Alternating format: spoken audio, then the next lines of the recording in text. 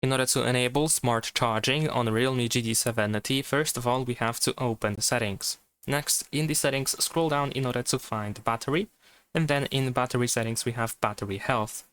In this case, you should be able to find the smart charging option, and here we can tap on the switch in order to simply turn it on or off. And when this option is enabled, the phone can learn charging habits and patterns to adjust charging patterns accordingly. So this means when the battery level reaches 80% with this option enabled, it may automatically defer charging to 100% until shortly before you need to use it.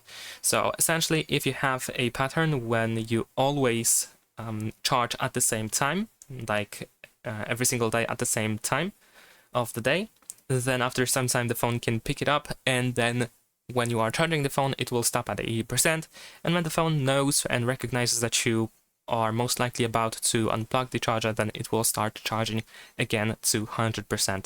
Thanks for watching, leave a like and subscribe.